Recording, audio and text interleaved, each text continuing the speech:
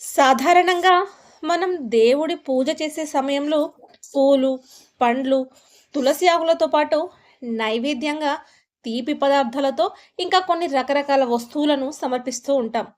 అయితే శాస్త్రాల ప్రకారం తులసి ఆకులను కొందరు దేవతలకు ఎట్టి పరిస్థితుల్లో సమర్పించకూడదు.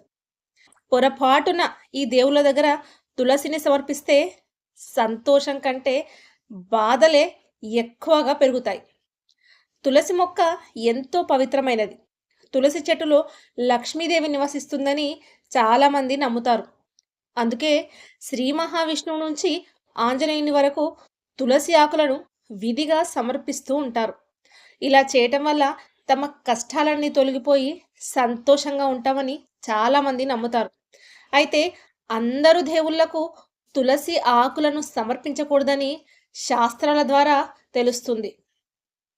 పురాణాల్లో కొందరు దేవతలు తులసి ఆకులను నిషేధించారు. పొరపాటున ఆ దేవుళ్లకు తులసిని సమర్పిస్తే వారి కోపానికి బలి కావాల్సి వస్తుందని పెద్దలు చెప్తారు. అంతేకాదు, మీ వ్యక్తిగత జీవితంతో పాటు కుటుంబ జీవితంలో లేనిపోని కష్టాలు నష్టాలు వస్తాయని నమ్ముతారు. ఈ సందర్భంగా ఏ దేవుళ్లకు తులసి ఆకులను సమర్పించకూడదనే ఆసక్తికరమైన విషయాలను ఇప్పుడు తెలుసుకుందాం. Welcome to అమ్మమ్మస్ blog. ప్రతి దేవుడికి, దేవతకు కొన్ని ఇష్టమైన వస్తువులు ఉంటాయి. వాటిని ఆ దేవుళ్లకు సమర్పించడం ద్వారా ఆ భగవంతుని అనుగ్రహం లభించి కష్టాలన్నీ తొలగిపోతాయని నమ్ముతారు. శాస్త్రాల ప్రకారం శ్రీకృష్ణుడికి, శ్రీహరికి తులసి అంటే చాలా ప్రీతికరమైనది. అయితే వినాయకుడిని, పరమేశ్వరుని పూజించేటప్పుడు మాత్రం తులసి ఆకులను ఎటువంటి పరిస్థితులు కూడా సమర్పించకూడదు. పొరపాటున మీరు తులసి ఆకులను సమర్పిస్తే మీరు వారి కోపానికి గురి కావాల్సి ఉంటుంది.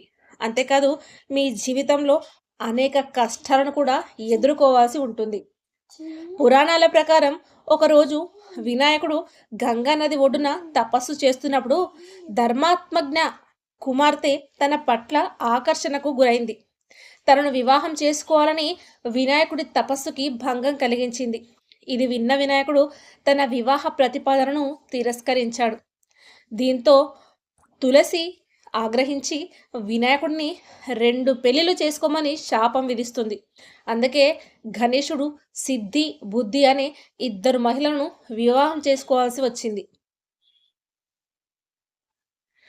అందుకే అప్పటి నుంచి వినాయకుడి పూజలో తులసిని సమర్పించటాన్ని అశుభంగా పరిగణిస్తారు. అయితే శ్రీకృష్ణుడికి, శ్రీ మహావిష్ణువునికి, హనుమంతుడికి తులసిని సమర్పించవచ్చు. తులసితో పూజలు కూడా చేయొచ్చు. కానీ పరమేశ్వరుడికి, వినాయకుడిని పూజించేటప్పుడు మాత్రం తులసిని ఎట్టి పరిస్థితుల్లో ఉపయోగించకూడదు.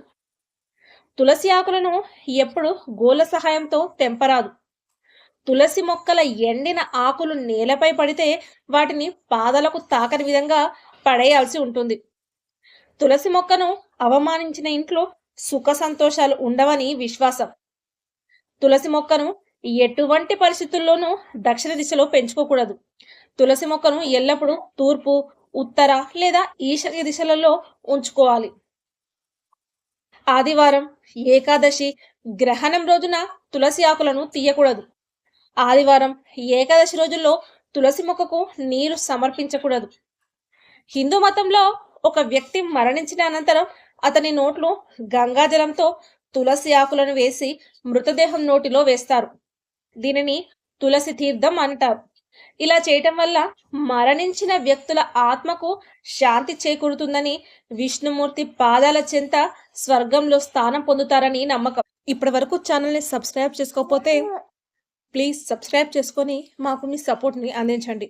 Thank you for watching.